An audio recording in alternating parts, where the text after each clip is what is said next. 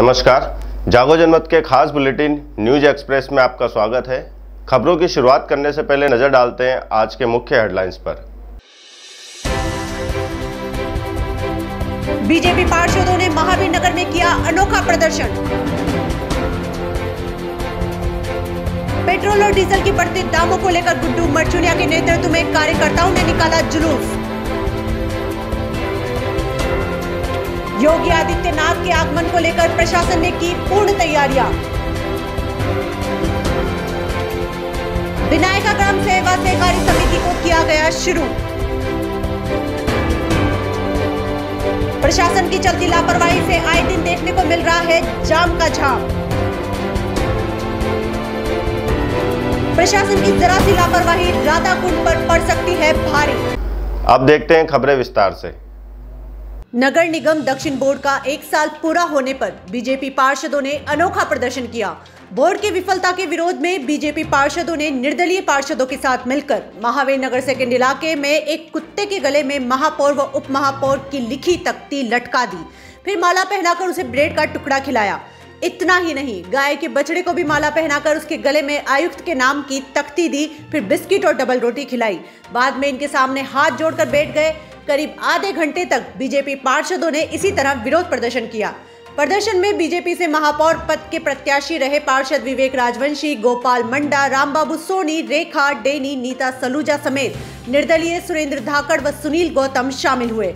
BJP पार्षद गोपाल मंडा ने बताया कि इस कोटा दक्षिण नगर निगम का बोर्ड बने पूरे 1 साल बीत चुका है, लेकिन शहर व वार्डों में गंदगी का आलम पसरा हुआ है। निगम महापौर व उप महापौर ने बीते 1 साल में सरकारी संसाधनों का भोग किया है। शहर से ना तो आवारा पशुओं को हटाया गया है, ना ही आवारा कुत्तों को हटाया। वार्डों में कचरे के ढेर लगे हैं, वार्डों से कचरा भी नहीं उठाया गया। मजबूरन सड़क पर उतरकर विरोध प्रदर्शन करना पड़ा। आज वर्षगांठ नहीं, हम तो वर्षी बना रहे हैं। सच बताऊंगा नगर निगम इस 1 साल में पार्षद जितने दुखी रहे, मैं पिछले 21 साल से नगर निगम बोर्ड में देख रहा हूँ लगातार कि कांग्रेस के पार्षद, बीजेपी के पार्षद इतने दुखी हैं कि दिल पे जाके घर जाके पूछो के तो वो पढ़ते हैं। बताऊँ मैं आपको 1 साल में 5 रुपये का वार्ड में नहीं हुए। कहीं एक ईंट टूट जाए तो लगाने की स्थिति हमारी नहीं है। पिछले 21 साल का इतिहास है। मंत्री ने घोषणा की थी कि गाँव वार्ड में होंगे, जिसमें आयुक्त अधिकारियों के हरदर्मिता से 9 महीने से टेंडर नहीं हुए। उसके लिए फिर हमें बीजेपी के पार्षदों को प्रयास करना पड़ा, मंत्री से मिलना पड़ा, तब जाकर के उसके निविदाएं जारी की गई। ऐसी स्थिति है कि जनप्रतिनिधियों का तो ऐसा हाल किया हुआ है, महापौर उप महापौर पंगु बनाया हुआ है। अधिकारियों का राज, अधिकारी चाहते हैं जो काम करते हैं, अधिकारी चाहते हैं जो काम नहीं करते हैं। जनप्रतिनिधियों को कोई सम्मान नहीं है। स्थिति ये है कि मतलब नगर निगम जाने की स्थितियाँ नहीं है पार्षदों की। बताऊँ मैं, ये तो और स्थिति है पार्षद। आज हमने जो है कुत्तों को लेकर के और गायों को लेकर के प्रदर्शन किया है। इन कुत्तों के हमारे पूरा शहर परेशान है। बताऊँ मैं आपको, आए दिन बच्चों को काटने इसकी घटनाएं होती हैं। मंत्री को निजी रूप से भी मैंने निवेदन किया कि सब कुत्तों की कोई ऐसी व्यवस्था की जाए, कम से कम इनकी। जिसमें हमारे माननीय मेयर, उपमेयर और आयुक्त हैं, इन तीनों की पूर्ण दादागिरी रही। इनसे अच्छा नगर निगम के मेयर, डिप्टी मेयर और आयुक्त का जो काम होता है, उनसे अच्छा तो ये काम हमारे शहर के कुत्तों ने, सुअरों ने और गायों ने, आवारा मवेशियों ने किया। आए दिन सड़क दुर्घटनाएं, जो इनका काम है सड़क दुर्घटनाएं करना आवारा मवेशियों का, उन्होंने करी, उनका काम उन्होंने किया। महापौर उप महापौर आयुक्त नहीं रोक पाए। कुत्ते आए दिन काट रहे, इनका काम है काटना, लेकिन ये तीनों के तीनों चैम्बर में बैठे रहे और सिर्फ सोशल मीडिया पे चलते रहे। उन्होंने आज तक न कोई आवारा पशु हटाए, न ये जो काटने वाले। पेट्रोल डीजल के बढ़ते दाम और राजस्थान में वेट कम नहीं करने के विरोध में आज भाजपा के वरिष्ठ नेता गुड्डू मरचुनिया के नेतृत्व में कार्यकर्ताओं ने रंगबाड़ी पेट्रोल पंप से घटोत्कच चौराहे तक जुलूस निकालकर और घटोत्कच सर्किल पर मुख्यमंत्री का पुतला दहन किया। राज्य सरकार से मांग की गई कि केंद्र सरकार ने भी पेट्रोल और डीजल के मूल्य में कमी की है, वहीं पर कई राज्य सरकार ने भी दाम कम किए हैं। तो राजस्थान सरकार को जनहित में वेट कम करके पेट्रोल और डीजल के दाम कम करके आम लोगों को राहत पहुंचाई जाए, नहीं तो अगले 3 दिनों बाद उग्र प्रदर्शन किया जाएगा। होश में आओ, होश में आओ, अशोक गहलोत तेरी तानाशाही, अशोक गहलोत तेरी तानाशाही, पेट्रोल डीजल के लिए बीजेपी जिंदाबाद जिंदाबाद। जिंदाबाद, फूल कमल का जिंदाबाद। ये पहले सब लोग कहते थे कि केंद्र सरकार ने पेट्रोल और डीजल की कीमती वृद्धि कर रखी है। जब दिवाली का तोहफा हमारे प्रधानमंत्री साहब ने दिया, उसके बाद जो भी बीजेपी राज्य शासित राज्य हैं वहाँ पर सब जगह वेट कम हो गया है। पेट्रोल डीजल में सब 100 रुपये के नीचे आ चुके हैं। यहाँ तक कि पंजाब में जो कांग्रेस सरकार है उसमें भी वहाँ मुख्यमंत्री चन्नी ने योगी आदित्यनाथ के आगमन को लेकर प्रशासन की तैयारियां पूर्ण। योगी आदित्यनाथ के आगमन को लेकर प्रशासन बड़ा चुस्त दुरुस्त नजर आ रहा है। योगी आदित्यनाथ आज मथुरा पहुंचकर हुनर हाट का उद्घाटन करेंगे, जिसमें देश के अलग अलग राज्यों से आए हुनरबाज अपनी हुनर का प्रदर्शन करते हुए नजर आएंगे, जिसको लेकर मथुरा प्रशासन अपनी पूर्व तैयारियों के साथ नजर आ रहा है। इसकी जानकारी देते हुए जिला अधिकारी नवनीत कुमार चहल ने बताया कि पूरी तैयारियां हो चुकी है। आज प्रदेश के मुखिया योगी आदित्यनाथ जी के द्वारा हुनर हाट का उद्घाटन किया जाएगा, जिसमें विभिन्न राज्यों से आए पुनर्वास अपने अपने राज्यों की कलाकृतियों का प्रदर्शन कर सबका मन मोह लेंगे।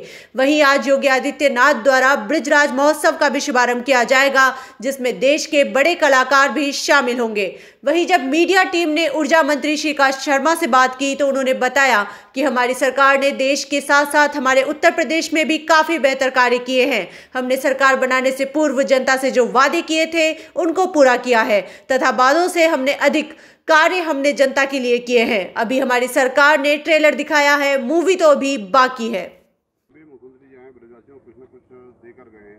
सरकार ने बहुत दिया है, 4.5 साल में सरकार ने ब्रज को बहुत दिया है, पूरे प्रदेश को बहुत दिया है।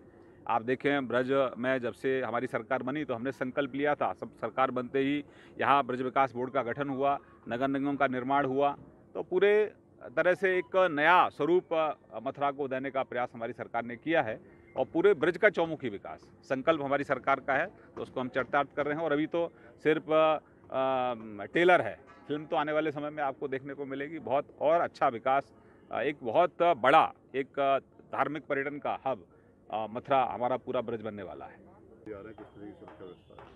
देखिए, कल माननीय मुख्यमंत्री का यहाँ पर आगमन हो रहा है जनपद मथुरा में और ब्रजरज उत्सव का शुभारंभ उनके कमलों द्वारा किया जाएगा। इसके साथ साथ TFC में कार्यक्रम है और कृष्ण जन्म स्थान पर भी उनका विजिट है।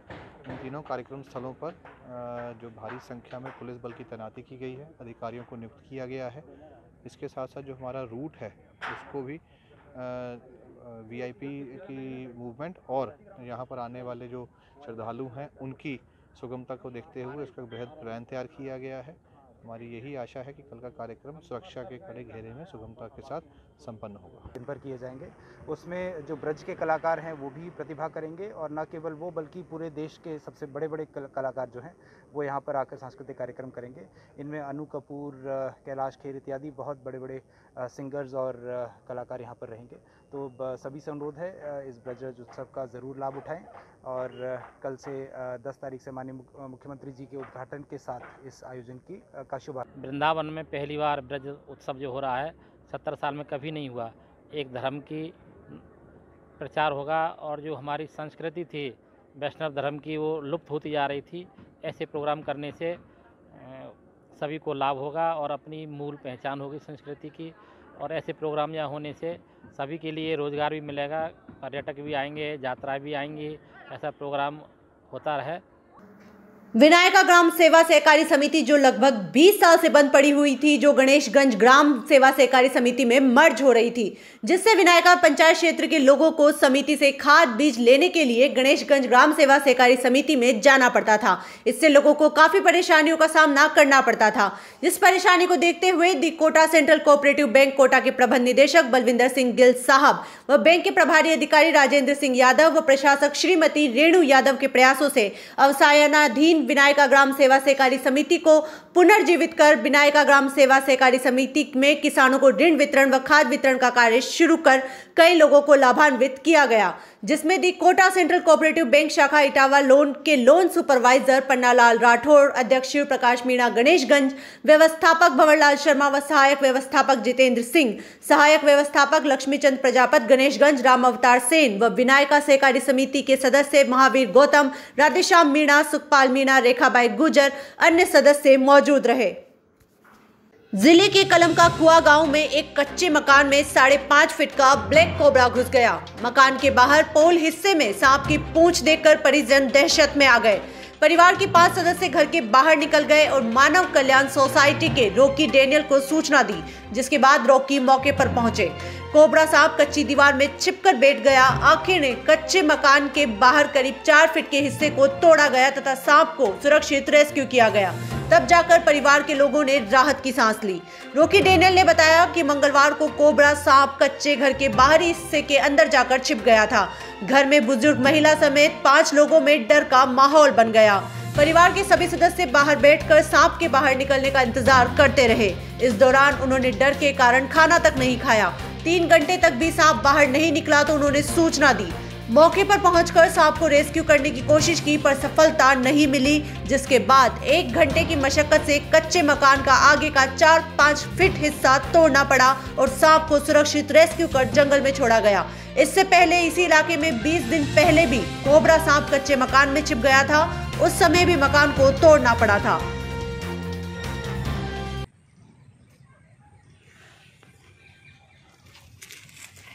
देखिए हमने छोड़ दिया।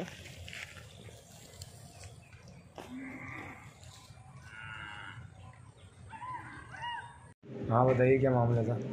आज कलम का कुआं स्थित एक मकान से सूचना मिली थी हमारे यहाँ पर सांप घुस गया है। इस पर मैं रॉकी डेनियल वहाँ पर पहुँचा और एक कच्चा घर जो गांव में बने हुए होते हैं ऐसा घर था, उस पर करीब 4.5 से 5 फीट का कोबरा था। तो मैंने उसको घर को धीरे से तोड़ना स्टार्ट करा और काफ़ी घर तोड़ने के बाद वो कोबरा मिल गया था। उसको हमने ईजिली रेस्क्यू किया और जंगल में सुरक्षित छोड़ दिया और यहाँ पर कोई जनानी नहीं हुई थी। कोबरा को देखते ही सूचना मिल गई थी तो उसको जगह रेस्क्यू कर लिया गया था। जहां एक और एनजीटी के आदेशों पर बाहरी वाहनों को परिक्रमा मार्ग में प्रवेश न करने के लिए बैरिकेडिंग का उपयोग किया जा रहा है, वहीं चारों ओर बैरिकेडिंग लगने के बावजूद कस्बे के अंदर परिक्रमा मार्ग में बाहरी वाहन बेलगाम दौड़ते हुए नजर आते हैं तथा मंदिर के सामने नो पार्किंग जोन में अपने वाहनों को खड़ा करके वाहन स्वामी इधर उधर चले जाते हैं, जिसके चलते जाम की स्थिति हमेशा बनी रहती है। गौर करने की बात यह है कि मंदिर के सामने ड्यूटी पर तैनात पुलिसकर्मी भी इन वाहनों को नो पार्किंग जोन में पार्किंग करने से मना नहीं करते। वहीं दूसरी ओर परिक्रमा मार्ग में पड़ने वाले सुप्रसिद्ध मंदिरों के सामने ई रिक्शा चालकों का भी यही हाल देखने को मिल रहा है। ई रिक्शा चालक भी अपनी मनमानी के चलते कहीं भी अपने हीरो को रोक देते हैं और स्थानीय नागरिकों के मना करने के बावजूद भी नहीं मानते। दुकानदारों से झगड़ा करने की स्थिति पैदा कर देते हैं। इसकी जानकारी स्थानीय दुकानदार ने मीडिया की टीम को दी। आप इन वीडियोस को देखकर बखूबी अंदाजा लगा सकते हैं कि ये लोग किस प्रकार अपनी मनमानी करते हैं। कहीं से भी अपने वाहनों को मोड़ देते हैं, चाहे सामने वाले को कितनी भी परेशानी का सामना करना पड़े। अब देखना यह है कि प्रशासन इस ओर कोई ध्यान देता है या नहीं, या फिर बाहर से आने वाले वाहन स्वामियों की मनमानी यूं ही चलती रहेगी। जहां एक और डेंगू जैसी महामारी चारों ओर देखने को मिल रही है तथा सभी जगह के स्वास्थ्य विभाग के साथ साथ नगर पंचायत, ग्राम पंचायत, नगर पालिका, नगर महापालिका सक्रिय नजर आ रही है, मगर राधा कुंड नगर पंचायत की लापरवाही कहीं प्रशासन पर भारी ना पड़ जाए, ऐसा ही नजारा देखने को मिल रहा है राधा कुंड में। जहां स्थानीय नागरिकों की बात माने तो राधा कुंड के हर एक मोहल्ले में 2 या 2 से अधिक डेंगू पेशेंट देखने को मिल रहे हैं, जिसमें ललिता नाम की एक लड़की की डेंगू जैसी महामारी ने जान भी ले ली थी। मगर स्वास्थ्य विभाग की टीम है कि राधा कुंड में कोई भी जांच कराने का नाम तक नहीं ले रही है। जब मीडिया कर्मी ने स्वास्थ्य विभाग अधिकारी गोवर्धन से बात की तो उन्होंने बताया कि राधा कुंड में अभी तक कोई भी ऐसा मामला संज्ञान में नहीं आया है। वहीं जब मीडिया की टीम ने राधा कुंड कस्बे के कुछ एरिया में स्थानीय नागरिकों से बात की तो उन्होंने बताया कि हमारे मोहल्ले में 10 से 12% डेंगू से लोग परेशान हैं। अभी तक प्रशासन की ओर से हमारे यहाँ कोई भी दवाइयों का छिड़काव नहीं हुआ है। गौर देने की बात यह है कि एक परिवार की हंसती खेलती करीब 14 साल की बच्ची ने अपना इलाज के दौरान दम तोड़ दिया, मगर नगर पंचायत राधा कुंड को इस बात की अभी तक भनक तक नहीं लगी। इसकी जानकारी मृतका ललिता के परिजनों ने मीडिया से बात करते हुए बताया कि उनके मोहल्ले में इसी तरह 2 से 3 डेंगू पीड़ित हैं। अगर इसी प्रकार से डेंगू पेशेंट राधा कुंड में देखने को मिलते हैं तो राधा कुंड को आगरा फिरोजाबाद बनने में कोई भी समय नहीं लगेगा। अब देखना यह है कि ललिता की मौत एवं राधा कुंड में पाए जाने वाले मरीजों से स्वास्थ्य विभाग एवं नगर पंचायत राधा कुंड क्या सबक लेती है।